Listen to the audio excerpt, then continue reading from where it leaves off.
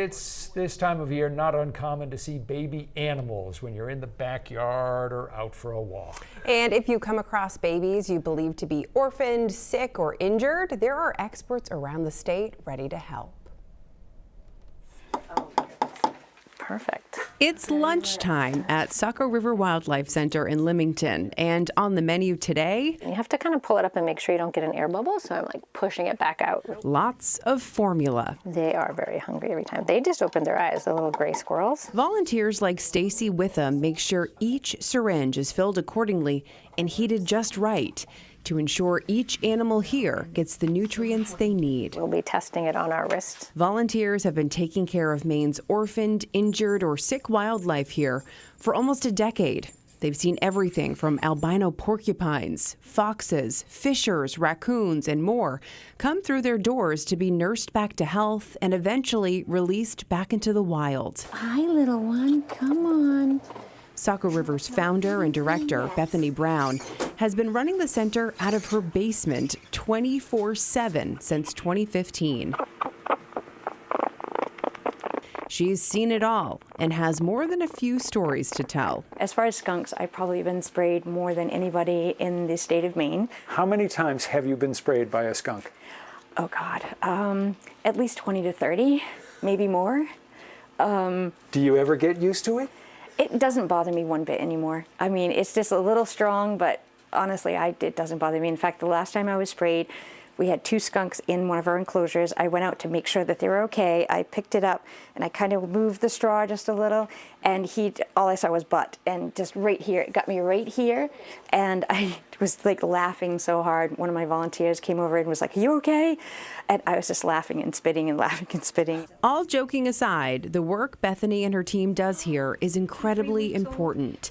There are only a handful of licensed wildlife rehabilitation centers around the entire state, and Bethany says the numbers keep shrinking. So we've actually lost, probably over the past 5 years, we've lost a lot of our long-term experienced rehabbers. As they get older, it's harder for people to do this.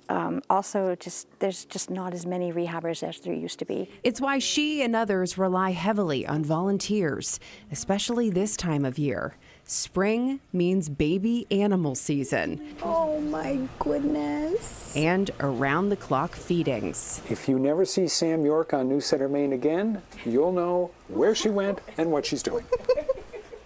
Lucky for us, today, we get to help out. Getting ready for the first time in my life to feed a baby squirrel.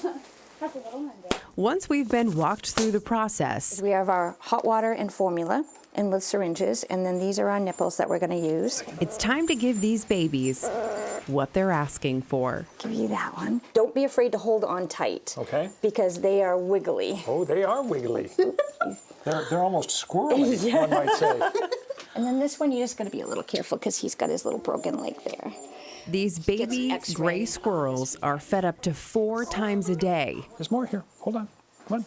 As soon as they're old enough and this little guy's leg is healed, the pair will be released. They're adorable, but why go to all the time, effort, and money to rescue them? Every single animal deserves a chance at life. Most of the time, it's humans that cause the reason for them to be here. Bethany believes the more people know about what she and other rehabbers do, the more animals they can save. People automatically go to either killing or relocating the animals, which is very sad. There's so many different opportunities to learn how to coexist with animals and appreciate them and enjoy them.